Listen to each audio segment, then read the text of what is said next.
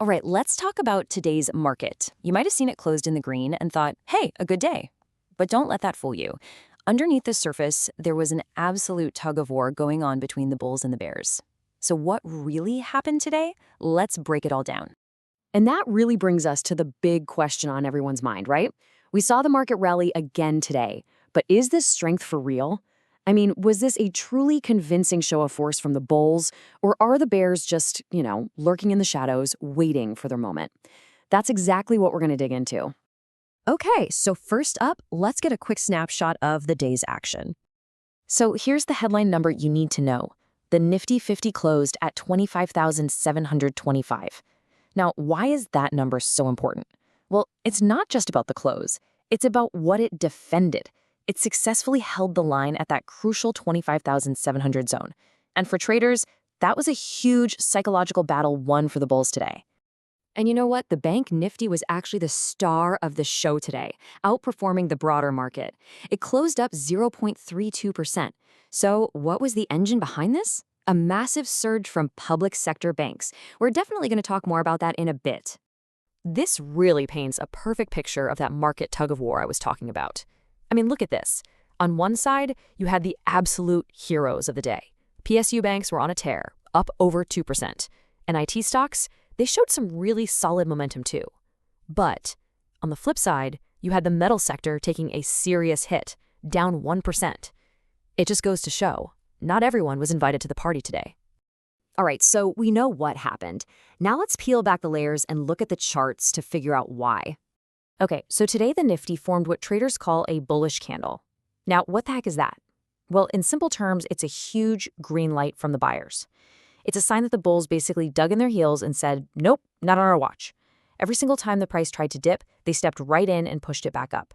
It's a classic sign of defense. And this right here defines the entire battlefield. Think of it like this. That 25,500 level, that's the bulls' defensive line. It's their trench. They can't let the bears cross it. And on the other side, you've got 25,800. That's the bears' well. It's a massive roadblock they've put up. So the mission for the bulls is crystal clear. If this rally has any legs, they have got to smash through that wall. Okay, charts are one thing, but what if we could read the minds of other traders? Well, that's kind of what derivatives data lets us do. So let's see where people are actually putting their money. Now, one of my favorite tools for this is the put-call ratio, or PCR. The easiest way to think about it is like a confidence meter for the entire market. And today, that meter ticked up just a little bit. It's a subtle clue, but it suggests traders are getting a bit less fearful, a little more confident that the market has found its footing here. And then we have something called the max pain level. Sounds dramatic, right? Well, it's at 25,700. And what this means is that at this exact price, the maximum number of option buyers, both bulls and bears, lose their money. Because of this, the market often gets drawn to this level like a magnet. So don't be surprised if we see a bit of a gridlock right around there tomorrow. So with all this information, what's the actual game plan? Let's talk strategy.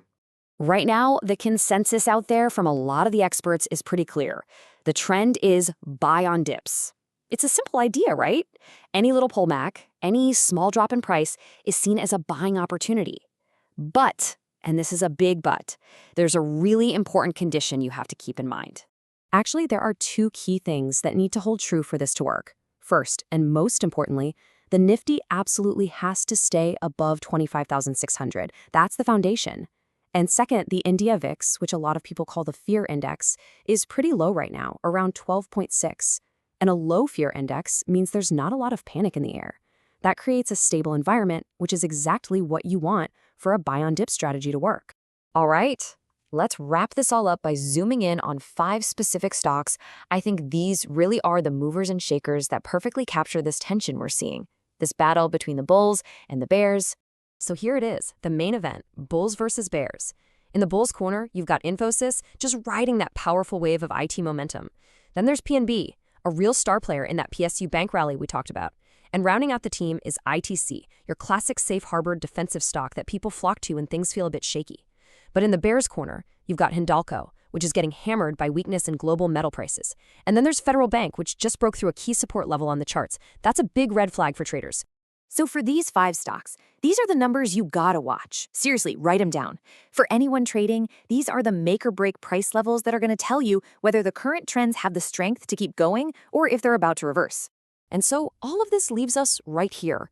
On one hand, the big picture strategy is to buy the dips, which tells you there's still a lot of underlying confidence in this market. But as we've just seen, some really key stocks and entire sectors are facing some serious pressure. So the million-dollar question is this: when that opening bell rings tomorrow, which side is going to win? Are the bulls going to hold the line again, or will the bears finally break through?